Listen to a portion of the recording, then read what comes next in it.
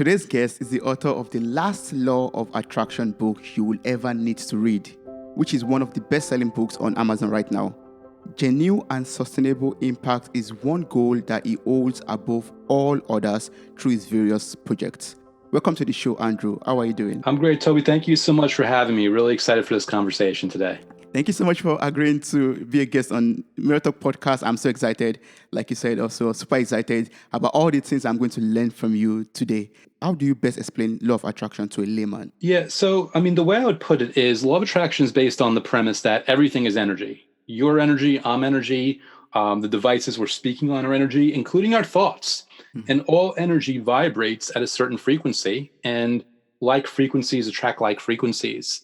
And with that understanding in mind, law of attraction is like attracts like, but more importantly for us, if we understand that everything has frequency, including our thoughts, and that it can vibrate something to bring it back to us, we can intentionally and strategically choose thoughts, which will lead to feelings that will ideally and hopefully result in better events, better circumstances, and better outcomes in our lives.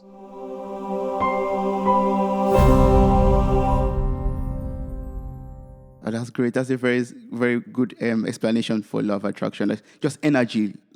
Like I read in your book, you talked about, us being like magnets, like we attract things that we, things that we think about or things that we want to ourselves. Yeah, you think, and that's a great way of putting it. If you think of yourself as a magnet, just attracting whatever you're putting out there, not only does it, I would say it works, but even if you don't believe that or you're not sure of it, it's still putting you in a place and an invitation to just be more positive. And, law of attraction or no law of attraction, whether you believe in that or not, there's so much power to that where, when you're more open, when you're viewing the glass as half full rather than half empty, you're going to be more inspired to better ideas. You're going to be looking for better situations. You're going to think on your feet. You're going to come up with better ways of handling things. You're going to attract and motivate the right kinds of people in your life that will help you in your business. If you're running a business in your life, it'll be easier to meet somebody if you're looking to meet someone. Like all these things will unfold in the right way if you're leaning more towards the positive and towards the negative, because no one wants to be around someone who's negative, and they certainly don't want to help them out. So what inspired you to set out on the journey of studying the law of attraction, writing a very successful book about it, and how has all of this changed your life? Well, the interesting thing is I learned about the law of attraction back in 2004 as a very young, struggling entrepreneur looking at any modality I could find, anything about positive thinking, personal development, whatever I could to kind of sort out and find my way to success. Law of attraction was one of many. And to be candid, it had its hits and its misses, and it didn't seem very reliable to me. I'd find out a couple years later that I was the one who was unreliable. I learned that lesson the hard way because 2008 rolls around and I had a really bad week where I lost my business and got dumped by my girlfriend over text message all in the same week. So That's in sad, only yeah. 3 days, I'm like, okay, that's 90% of my life I've got to get back. And I had to look in the mirror really close and say, okay, something's not working here. How do I fix this up?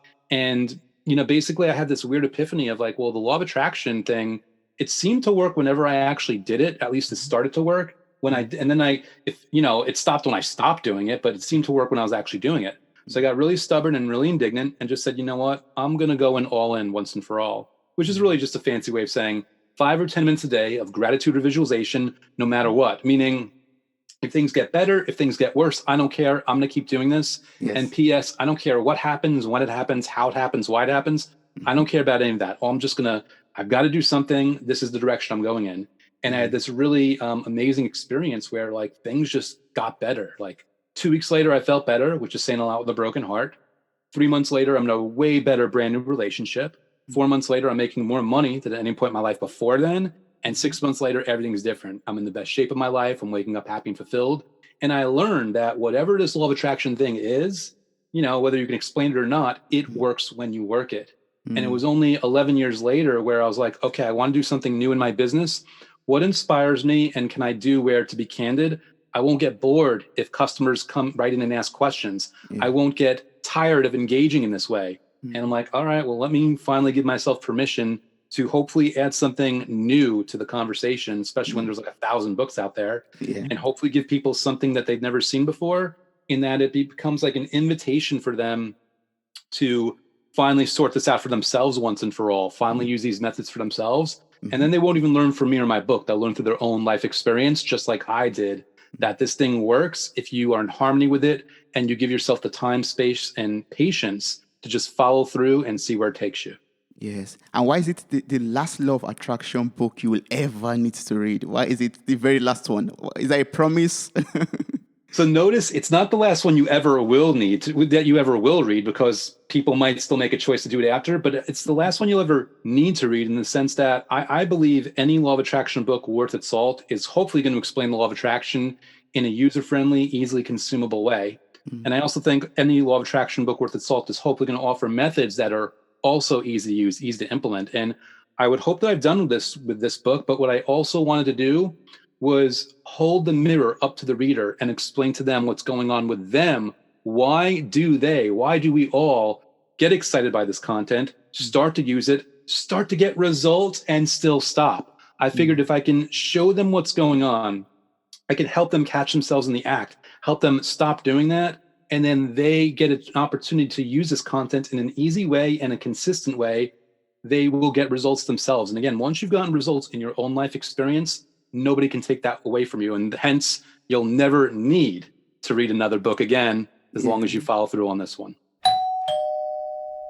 Dear friend, you can grow your personal and business brand by creating a strong network through podcasting. Create real human connections, have the ability to share your story and interesting point of view. To get started, you can make use of the special offer for friends of this podcast, which is on kitcaster.com/mirror. kitcaster.com/MIRROR. The link and further instruction or details will be found in the show notes for this episode. Thank you. Don't forget to follow us on Apple Podcasts, Spotify, or Google Podcasts, or whatever platform you listen to this on. Thank you. Oh, that sounds awesome. That sounds great. I was going through your book on Amazon. I was going through like the very great reviews. I'm going to place the link to the Amazon book on in the show notes for this episode. So anyone who's interested could just click on the link or copy the link and maybe order a copy of your book. That would be so great. I was going through like the preview of the book, and I read about, is it the perfect ice cream, where you talked about people starting out something, not being successful with it, then stopping, or not seeing results, then stopping, or not continuing with their with the process in order to get the results that they desire. So, what would you say is the importance of consistency with the law of attraction? So for me, and it's funny you brought up the perfect ice cream, because I bring that up in the book. I love using physical examples because it really clicks in people's minds, just like you were saying magnet before. And the example in the book was like, imagine someone, they're going to the gym and they don't like going. What if you handed them this quart of perfect ice cream and you say, listen, it's got all the good qualities of ice cream, none of the bad, and all you need to do is take one spoonful a day of this ice cream and you get the body of your dreams. Well, no one's going to say no, and nobody's going to fail, because one, let's pretend they enjoy ice cream. If not, you can say cookies or pizza or whatever, but all right, they enjoy it. And number two, it's just a spoonful. So for me, in the context of law of attraction, the key for all this, what I'm trying to say is you can be consistent if you have methods that fit into your day and that are actually enjoyable to do, that you look forward to them. The key to consistency, if you're not super motivated or you can't muster that motivation, the key then therefore is having something that you enjoy so much that it becomes a choice rather than a chore. It becomes something that you get to do rather than something that you have to do. Because I know, all American football lovers out there, I've yet to find a football fan who's looked at me and says, hey, Andrew, you mean I have to go to the Super Bowl this year? It's like, no, they're excited. They want to go there. And by that same token, the whole key is in choosing simple gratitude or visualization or scripting methods that are so fun that you wake up, you're like, cool, this is only going to take 5 minutes and I enjoy this anyway. This is why I do it every single day. And therefore, that's where the consistency comes from. And through the consistency, that's where the actual manifestations come from. Yes. So for people out there who have, heard about law of attraction before but never really studied this, what would you say are the misconceptions, the common, misunderstanding about law of attraction out there from your vast experience? Yeah, so a lot of people, well, they make a couple of mistakes. And by the way, I am no better than anyone else. The reason I can articulate these mistakes is because Mhm. I've made them countless times. And one of the big misconceptions is people think that, well, one, that there's no action involved, which there is. It's inspired action, though. The key about this is you're going to take action in the world, but if you're taking action out of a lackful attitude, well, then you're just reinforcing energetically the lack of what you have, and that's why it's not happening versus inspired action where you're motivated and excited and like, yeah, this makes sense. That's where things come. So misconception is like people think that there's no action involved. There is. It's inspired. But the number one mistake that I think people make that they don't realize is they do these methods to get a result. And it's probably funny to hear me say that because most people are like, well, yeah, of course I'm doing the method to get the result. Why do you Yeah. think I got the book? Why do you Yeah. think I read that other book? Why do you think I'm doing this? And it's like, here's the little subtle distinction. When you're doing a method in order to get the result, well, that means you are putting your focus and intentionality in a place of lack where you're lacking the thing. You're reinforcing energetically and through your psychology the lack of what you want. And then therefore you're inadvertently holding it away from you. What Mm. I would say instead is do the method for the sake of enjoying the method. Because when you're doing the method for the sake of enjoying the method, then you're feeling good while thinking about what you have or what you want or both. And then you're emitting the signal of having it. And then it comes to you. So you do the method to get the result, but you do it in an indirect way. If you do it directly and you're reinforcing that you don't have it, you're stuck in place. I Mm. say what the secret really is, the misconception people don't realize is just feel good while you're doing it for even just 5 minutes a day. And you're going to build up massive momentum energetically and psychologically because positive thoughts and emotions are so much more powerful than negative ones. So even if you have a bad, event, an undesirable event happen that day, you've Mm. already done the work that day, and the momentum will build up for you. Yeah, yes. So can you like explain some of the techniques from your book, for example, the last law of attraction, and how can we make use of these techniques to improve our lives? Yeah, so I mean, the way to improve really to answer that quickly is just by doing it because Mm. when you do these methods, and let's assume that you enjoy these methods, because if you Mm. don't enjoy them, don't do them. Find one that you like. But Mm. when you do that, again, you're just consistently putting forth positivity and energy and emitting the signal of having what you want and being happy, which therefore instructs the universe to send it your way. And if you don't believe me, that's okay. I would say just engaging in gratitude physiologically speaking, studies have shown it increases confidence and improves sleep, it reduces anxiety. So even if this law of attraction stuff isn't real, just by doing something for 5 minutes a day, you're still giving yourself a huge win. Mm. With that said, one method of many that I like to do, that one of my favorites from the book, I call the time lapse method. And Mm. it's basically a gratitude method where you're going to write down 15 things that you're grateful for. Mm. Five are from your past, five are things that you have in your present, and five are things that you want in your future. Mm. But you're going to phrase all these things that you're grateful for in the present tense as if you have them now. That way, if you were to read that list to someone, they wouldn't know if you're telling the truth, if it happened, if it's going to happen. It's all in the present tense. Mm. Then you're going to take that list and you're going to jumble up the order. So maybe the first thing is a present, and then there's a future, and then there's a past, another future. Who knows? It's all mixed up. And then you go through that list one at a time, reading each thing. It could be out loud or in your head. There's no rules. And you just give yourself 20 or 60 seconds to feel gratitude for that thing. And the really cool thing about this technique and this strategy, because I'm a huge strategy guy, um, 2/3 of that list is real. It either has happened or is happening. And therefore, the gratitude that you feel for that thing, Mm. it has a certain level of confidence and certainty and power and enthusiasm and energy that just can't be manipulated and it can't be replicated. It's legitimate, it's authentic. Mm. But because we as humans psychologically don't downshift very easily, you've sprinkled in five future things. That confidence, that certainty will carry over into the gratitude that you're feeling for those things as well. Therefore, you've found a way to emit a really powerful signal to your mind or the universe or both, depending on your beliefs, of Mm. having the things that you want while simultaneously feeling good about the things that you already have. So it's a Mm. win across the board, but it's a strategic way to also inject and invite more of those good things coming to you. So if I could practice that right now, I would just say one thing I'm grateful for in the present. I'm grateful that I'm speaking with Andrew Kap right now. That's the one way to say that, right? Nice. Yeah. And yeah, I'm grateful. So here's the thing. I'm grateful for having this conversation with you right now, Toby. I'm grateful for all the conversations I have with all awesome podcast hosts. And you notice that second one, is that about the present? Is that about the future? You can't tell by the way I worded it, but I feel just as good about it. Yes, that's true. That's true. And how does this out of gratitude help us to, anchor a mindset of great success? So the thing about it is when you're feeling grateful, like you are reaffirming and reinforcing both to your subconscious mind and the universe that you have what you want and that you're happy. And remember, like attracts like, like frequencies. So when you're putting out those thoughts and emotions of happiness, you are attracting thoughts and emotions of and reasons to be happy and grateful more to you. Just by being, you can be grateful for something about your love life and it can invite money. You could be grateful for something about your finances and it can invite love, because the thing is, the universe knows what you want because it hears you. It already knows all the times you've wished for things. So when you're putting yourself in that state of just saying, for these 5 minutes a day, I'm going to feel good, and emit that signal, emit that vibration and that frequency of being content, of having what I want, of being happy and fulfilled, you are instructing the universe to give you those reasons and those things to continue to experience that and to have even better experiences of that.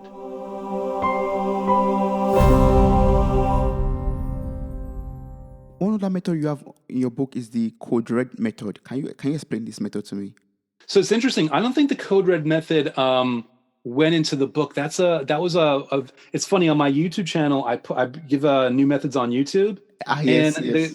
the code red method, if I remember correctly, because it's funny. I have fun just like coming up with fun ways of using excuses to feel good this way. The code red method was kind of inspired by, there's like this old story of this movie, A Few Good Men, and if you ever watch A Few Good Men, they say code red a million times. They say Santiago a million times. It almost becomes a running joke. And it became a thing where in colleges, it was like a drinking game. People would they'd have to take a shot or something whenever they'd watched a movie together, and whenever they heard it, they had to do it. It was like a silly drinking game. I said, okay, what if we can do a healthy game where instead of taking a shot, you would watch a movie, or you'd have something else where predictably it's going to be repeating over and over and over again. And you use that as your opportunity to try to be grateful for something. So if I was watching A Few Good Men, I would make a note to myself, okay, every time I hear code red, I'm going to quickly think of something I'm grateful for. But by that same token, maybe I like Marvel movies. And every time, the superhero throws a punch at the supervillain, that'll be my cue to think of something grateful. Or I get on the phone with a friend and they always use the same expression in my mind. Every time they say that expression to me, they don't know I'm doing this, but I'm using that as my cue. You find something predictable and something easy that's going to be your cue and your reminder to be grateful. And you are basically reinforcing this idea of being more grateful on a more regular basis without having to come up with the wherewithal of remembering when to do it, because you're going to be reminded through the circumstances that you placed yourself in. Like creating markers, for example, like, okay, whenever I know there's a particular kind of pattern, then using that kind of pattern to be grateful for something at each point or time of my day. Yeah, it's like, any kind of way that you can install a reason or an excuse or a reminder to feel good, you are doing yourself a huge service. And it could be a thing where, by the way, some people, we have ways of getting in our own way without realizing it. So some people might say, well, I can't be bothered to think of something on the fly. I mean, one, I would say you should, because you're working a very powerful muscle. But if you don't have confidence, okay, well, what can we strategically do? Well, you know what? Write on a list 20 things to be grateful for and keep that in your pocket. And then when that moment comes to be grateful, if you can't think of anything, you pull out the list and you pick something. There's always a way to have yourself prepared and ready to feel gratitude, which again, strategically, if nothing else, is inviting more good things. That's kind of like my outlook. And I like to go in that direction to help stay motivated and also help stay consistent.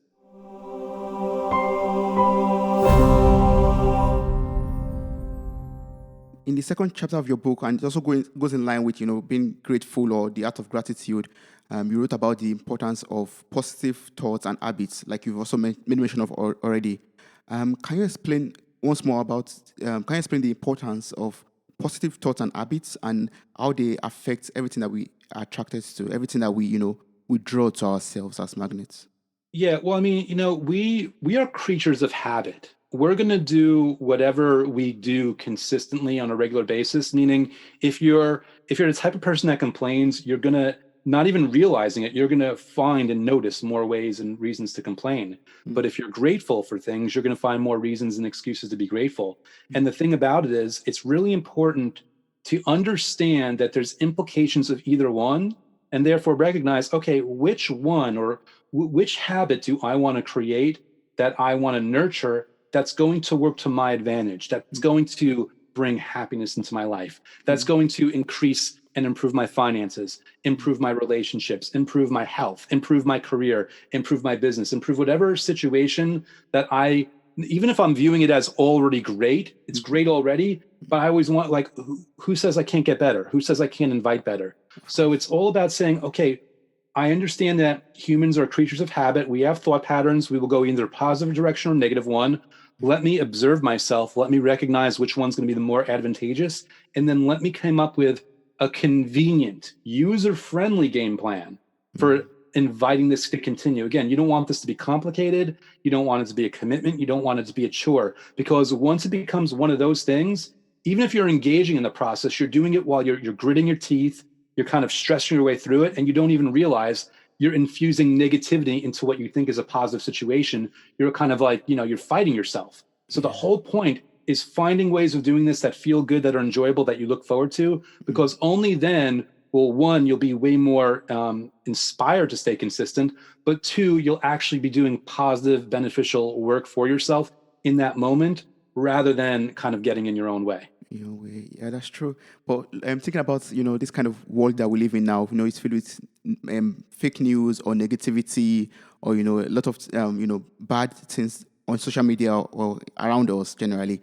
So how do you, intentionally and consciously, cultivate a positive habit, or the act of having positive thoughts, despite all the negativity around us? Yeah. It's like, how do you stay positive in the face of that nonstop barrage of bad news and all those other things, right? Exactly. So the thing is, and again, the beauty of this is everything depends on each person individually. Everyone is their own unique way of doing it. So part of it becomes of like who you are and what matches your personality. But to give you a few examples, depending on your personality, one thing you might do is like, well, I'm grateful that in spite of all that bad news, my life's going pretty well.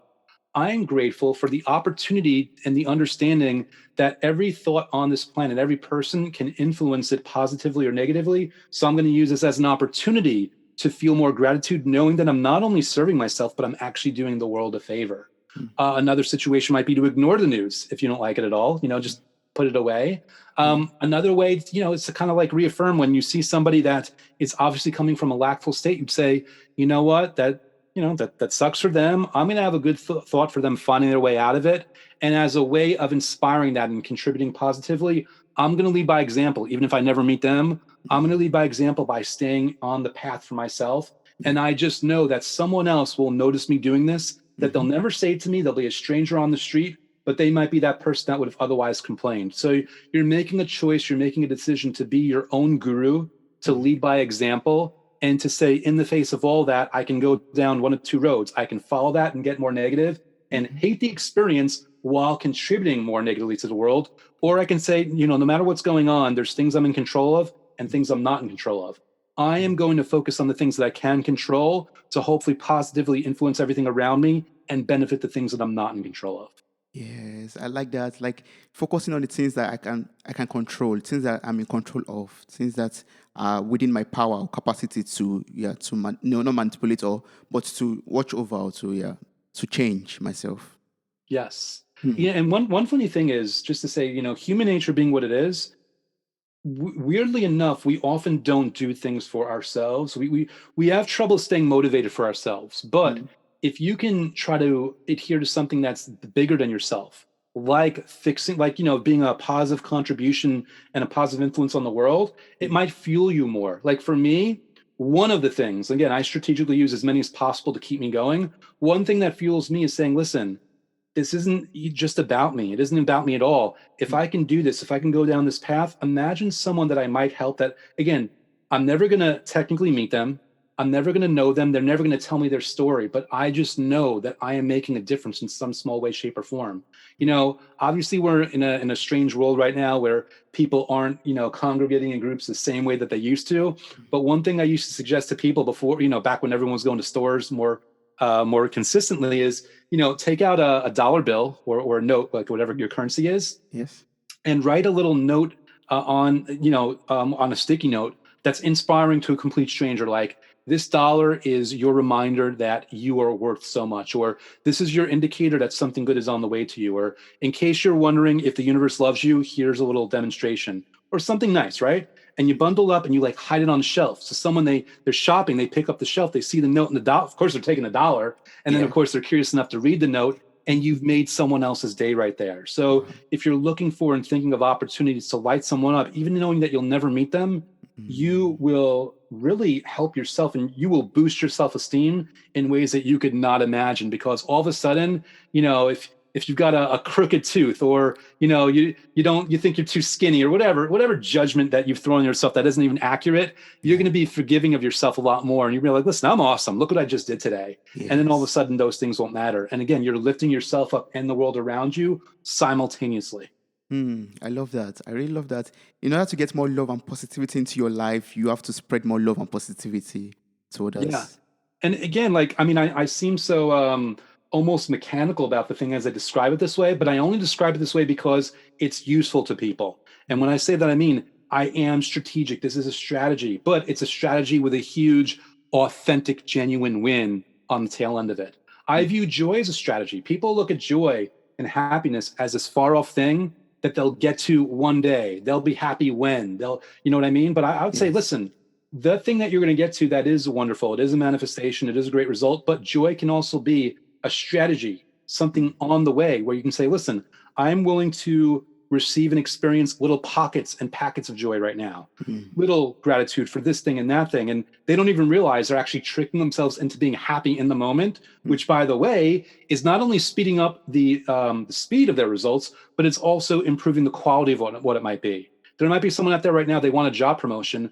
If only they would find ways of being grateful right now in the moment using joy as a strategy, not only will they get offered that promotion, they'll get offered another job for more money, with a better commute, with better employees, doing something that they believe in, way better than they could have imagined. Because mm. that's the thing. If you give the universe the opportunity to pleasantly surprise you in both quality and speed of what you get, it often will do so.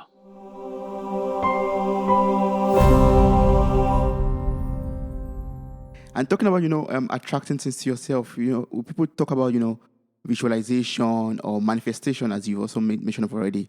How do you do this? How do you visualize effectively to, you know, get things to yourself or attract positivity or love or whatever you want to yourself?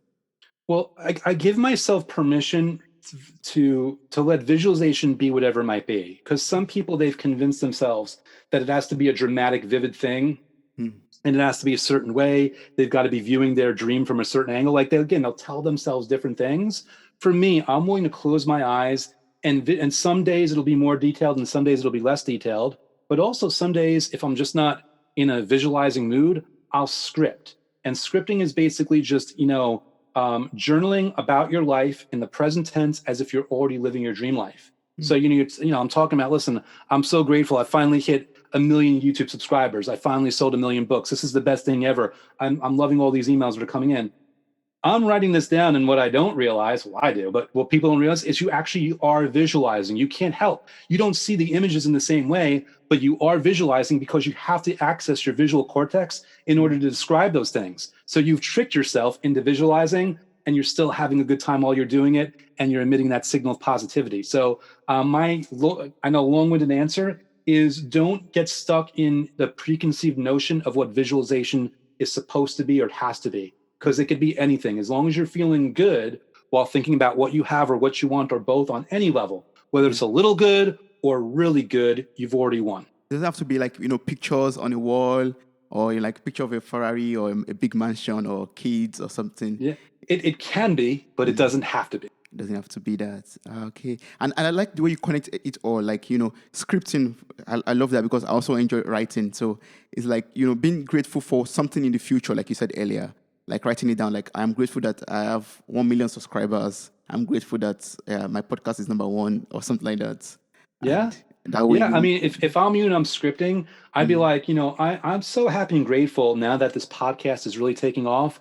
I love the emails I continue to get from people. I love the stories of how they're cherry picking from different episodes and different guests, all the ways that they're improving their lives. I love how I keep hearing from new people that said, "Hey, I'd never heard of you before, but my friend sent me your podcast and I'm so grateful to be there."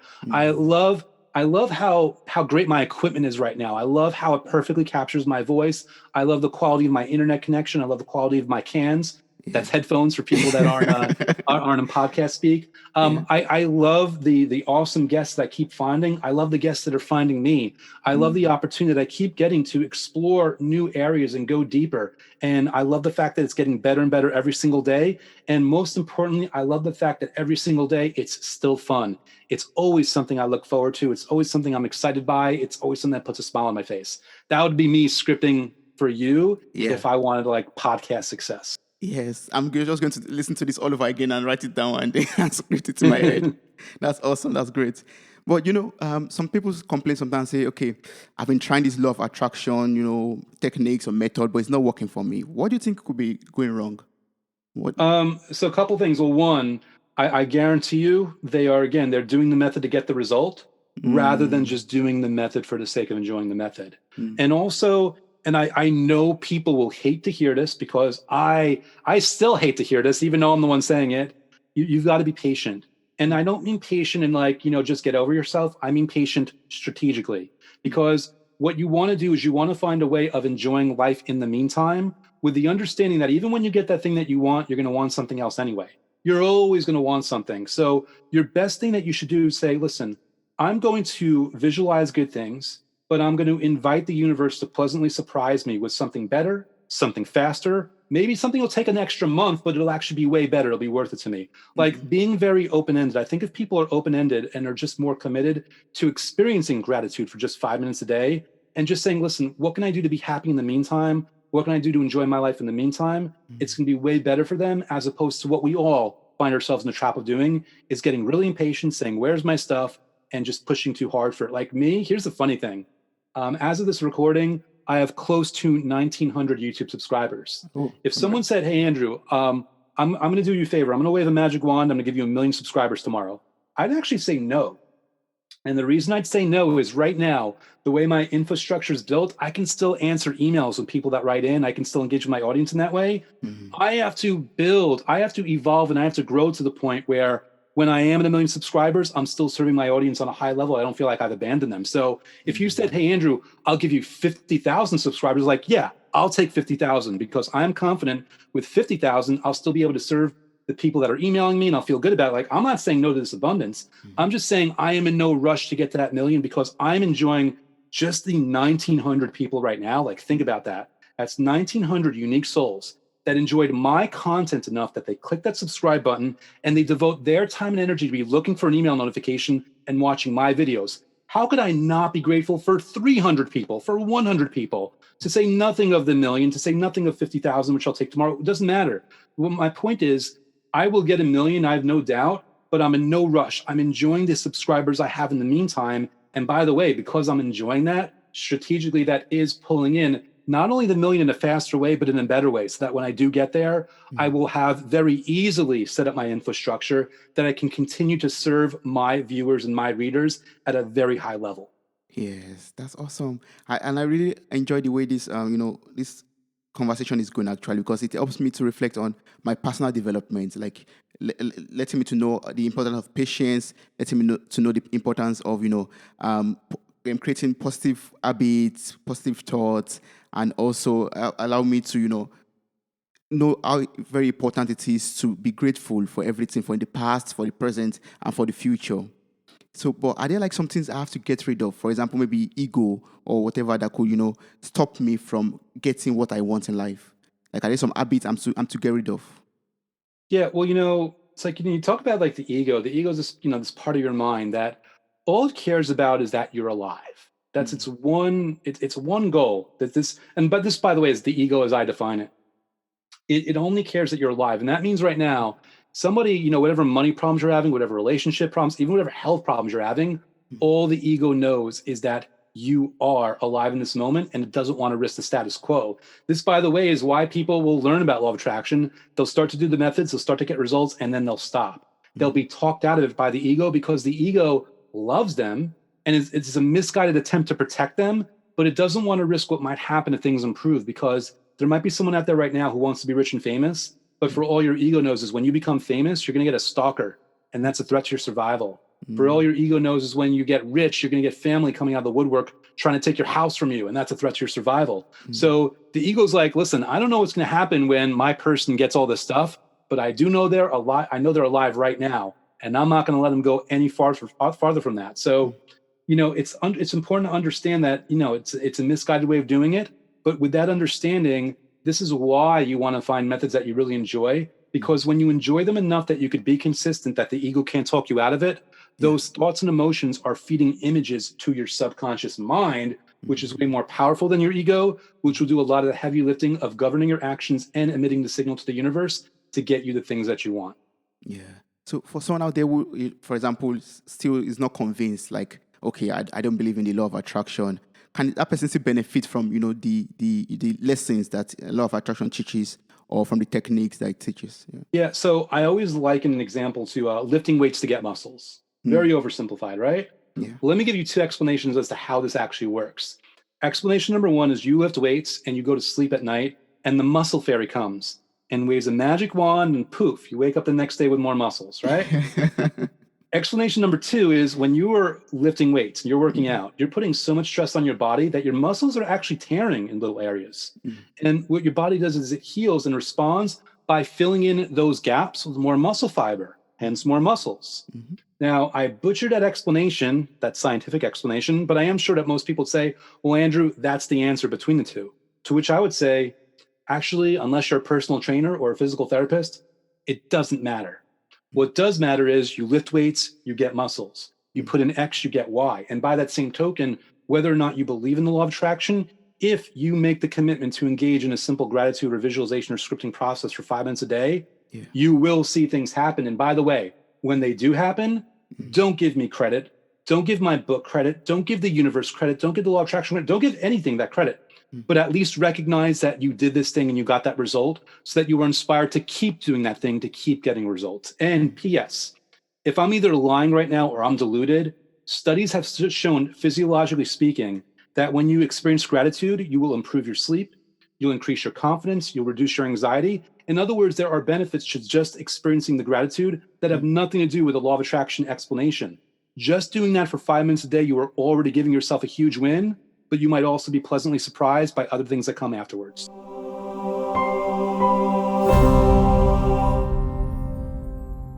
So for someone out there who is like seeking for encouragement, if you could like maybe reflect on your life right now, what word of encouragement or what closing remark will you give a listener out there who is like trying to, get more positivity into his or her life, or get more goodness, or, achieve greatness, or achieve his or her goals in life? Yeah, so I'll say this. It's actually a little bit probably surprising. It won't be very Tony Robbins inspirational, but it will be real. No one's life is perfect. We all have situations where we're not as happy as we should or could be. My message to people is be strategic. Understand that even when life it feels like it's holding you down, the best, most advantageous, most strategic thing that you can do for yourself is find a way of infusing positive thoughts or emotions for a few minutes a day, with the understanding that that is going to be a key piece of the process to getting you out of whatever challenge is holding you down. The thing is, again, right now you're thinking like, how am I ever going to get out of this mess? People think that that's a curse. That's a gift. Not knowing how you're going to do it means you can't figure it out, means you could leave it up to the universe, means when you were doing those gratitude methods, maybe an idea of inspiration will come to you. And when it does, you'll act on it. But in the meantime, just say to yourself, listen, something I've got to do some way. I have some agency here of making my life better. What can I do in this moment to do so? Oh, you mean I can do 5 minutes a day of gratitude? That's the hard work. That's pretty easy. Of course, I'm up for that. So this is just a reminder to people like, listen, life isn't perfect, but it can be way better than you ever imagined if you give yourself permission to strategically engage in a process of feeling not even dramatically good, but just a little good for 5 minutes every single day and seeing what happens. Because think about the last year. The last year you haven't done this. Where are you right now? Okay. Well, what if a year from now you're the same place and you were doing this? You haven't really lost anything. You have nothing to lose, but everything to gain by just going for 5 minutes a day and feeling good. That would be the a little bit more in your face advice, but hopefully helpful advice to anyone out there listening right now. Yes, that's awesome. That's great. So, for listeners out there, or for my friends also that are listening, who would love to get more from you because maybe this episode is not enough for them, how can they get across to you? How can they stay connected with you? Yeah, well, thanks so much for asking. I mean, I have two very easy links. The first one, lastlawofattractionbook.com will auto forward to the Amazon listing. You can get the book in Kindle or paperback or audiobook if you prefer. But if you don't want to pull out your wallet, that's okay also. I've got free content. My YouTube channel, it's youtube.com/Andrew Kap. It's KAP. That has, I teach, again, like the Code Red method. I teach new methods. I'll interview law of attraction experts, and I have a few other fun surprises there as well. So whether they're spending a few bucks on the book or they're looking at the YouTube content for free, it is my sincere wish and intention that my content serves them in some way, shape, or form and inspires them to serve themselves better. Great. I'm going to place all this information in the show notes, so anyone who's interested could just copy or click on it and get across to Andrew Kap's information or materials. Thank you so much. I really appreciate everything I've been able to learn from you in this episode. I'm so blessed. Thank you so much. Toby, thank you for having me, and thank you so much for the intentionality and warmth of your questions. I think your audience is really lucky to have you, and I'm sure it's going to grow from here. And it's been my pleasure and honor to be on the show today. Thank you. Wow, you made it to the very end of this episode. Thank you so much for listening. I'm grateful for your time, your love, and your contributions. Subscribe, like, review, and share this podcast. God bless you. Bye.